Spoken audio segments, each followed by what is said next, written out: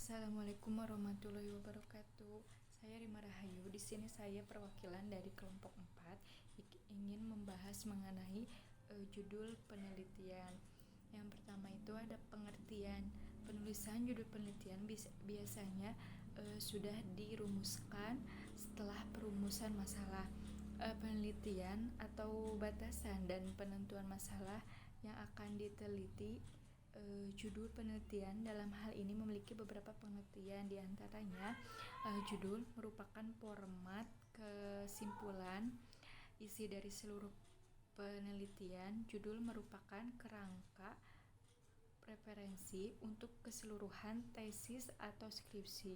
Judul merupakan milik kita sebagai peneliti dan oleh karenanya kita dapat mengklaimnya. Judul memungkinkan peneliti lain sebagai referensi untuk kemungkinan mensurvei teori. Ketentuan membuat judul penelitian. Penelitian judul pada dasarnya harus jelas dan spesifik. Konsep-konsep utama harus dimasukkan. Variabel-variabel yang akan diselidiki harus masuk pada judul penelitian. Dari pemaparan ini dapat ditarik bahwa ciri-ciri judul penelitian harus memuat kalimat atau kata yang jelas maknanya dan spesifik.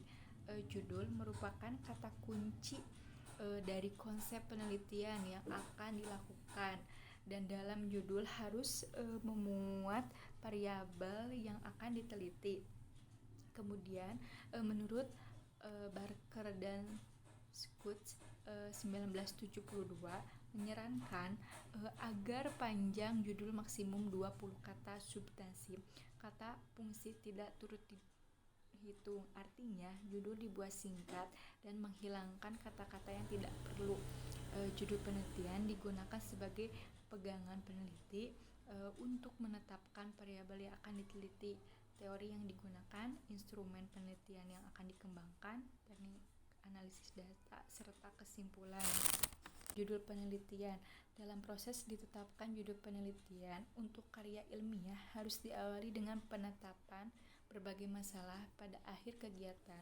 Kadang-kadang judul tersebut harus diubah. Oleh karena itu, menetapkan judul di awal kegiatan biasanya bersifat sementara dan dimantapkan secara tepat pada akhir kegiatan penelitian.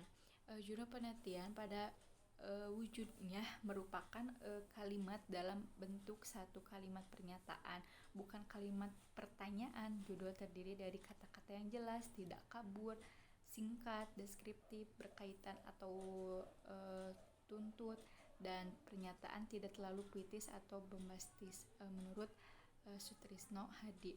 Yang selanjutnya akan disampaikan oleh Teh Rini. Selanjutnya yang ketiga yaitu pengertian latar belakang masalah. Latar belakang masalah penelitian adalah kompilasi informasi yang memadai didasarkan pada analisis masalah atau argumen yang diajukan, langkah-langkah dan metode yang diperlukan untuk sampai pada desain implementasi hasil yang dicapai dan solusi yang layak. Adapun definisi latar belakang masalah menurut para ahli, yang pertama dari Husain Umar tahun 2001, latar belakang masalah penelitian berisi informasi tentang suatu masalah dan atau peluang yang bisa dipermasalahkan untuk ditindaklanjuti melalui penelitian, termasuk hal-hal yang melatar belakanginya. Yang kedua, menurut Dermawan Wibisono tahun 2000, bagian latar belakang masalah menjelaskan mengapa suatu penelitian dilaksanakan dan apa yang ingin dicapai atau diketahui dari pelaksanaan penelitian tersebut. Fakta dan data yang mendukung harus dicantumkan. Yang ketiga, menurut Andrik Purwasito tahun 2004, latar belakang masalah setidaknya memuat hal-hal sebagai berikut. Yang pertama, faktor-faktor apa saja yang menjadi perhatian untuk dijadikan suatu latar belakang. Ini dinamakan dengan latar belakang faktual, yaitu atau identifikasi masalah yang relevan. Yang kedua, informasi kasus, baik secara langsung melalui observasi di masyarakat maupun lewat buku-buku referensi dan hasil-hasil penelitian lain yang sejenis. Ini dinamakan latar belakang teoritis. Peneliti menghubungkan antara kasus yang satu dengan yang lainnya. bagaimana kasus-kasus kontemporer memiliki hubungan dengan kasus-kasus terdahulu, dan bagaimana teori-teori dapat menjelaskan fenomena teori perubahan tersebut dari waktu ke waktu. Yang ketiga, tonggak problematik yang berisi beragam persoalan yang akan dijawab dalam bab-bab selanjutnya.